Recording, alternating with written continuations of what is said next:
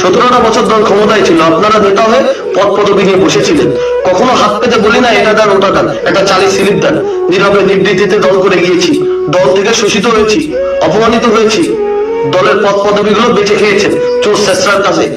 আজকে বর্তমান আওয়ামী লীগের পরিস্থিতি আপনাদের জন্য এই সৃষ্টি হয়েছে, এটা বলতে বাধ্য হচ্ছি। আজকে দলের বিদ্যুৎ দিন এত লড়াই করে যাচ্ছি, এত যুদ্ধ করে যাচ্ছি, প্রতিদিন ঘরের দরজা রাতে বন্ধ করার আগে এটা ভাবি হয়তো বা কালকে সকালটা আমার কারাগারে কাটাইতে হবে। আমার খোঁজ কে রাখবেন? আমার বাপ মা ছাড়া হয়তো আমার খোঁজ কেউ রাখবেন না। এই কাদের পরে কেউ হাত থেকে বলে নাই, একটা নেতা বলে নাই তুমি এগিয়ে চলো, আমি তোমার পাশে আছি। হয়তো একটা মিথ্যা সান্ত্বনা দিলেও মনে বুঝ দিতে পারতাম, তাই না?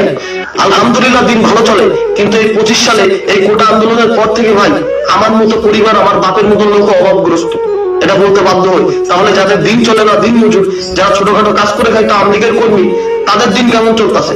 তাদেরও তো পরিবার আছে। সারা বছর চুরি করেছেন ভাই, 17টা বছর। অন্তত এখন দলের নেতারা কর্মীদের পাশে এসে দাঁড়ান, তাদের খোঁজ খবর নেন। যোগাযোগ করা কিন্তু অনেক কঠিন কিছু না। বর্তমান যুগে কিন্তু যোগাযোগ করতে সেই কবুতরের পায়ে চিঠি বান্ধা লাগে না, অনেক ভাবে যোগাযোগ করা সম্ভব। নির্লজ্জের মতো চুপ করে থাকেন না, অন্তত কর্মীদের পাশে এসে দাঁড়ান। যতবারে বাংলাদেশের দুর্দিন আসছে, প্রতিটা দলের নেতারা কিন্তু জীবন দেয় না, আমাদের মতো কর্মীরা জীবন দেয়।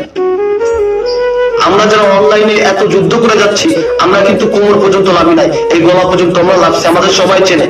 আজকে কোথাও যাইতে গেলে ভয় লাগে, যে মুখটা তো চেনে, যেখানে সেখানে মারতে পারে। বর্তমান তো এটাই হইতাছে। তারপরে কথা বলি, অন্তত আমাদের একটু ভালোবাসেন, একটু মিথ্যা সান্ত্বনা হলেও দিয়ে আমাদের পাশে এসে দাঁড়ায়।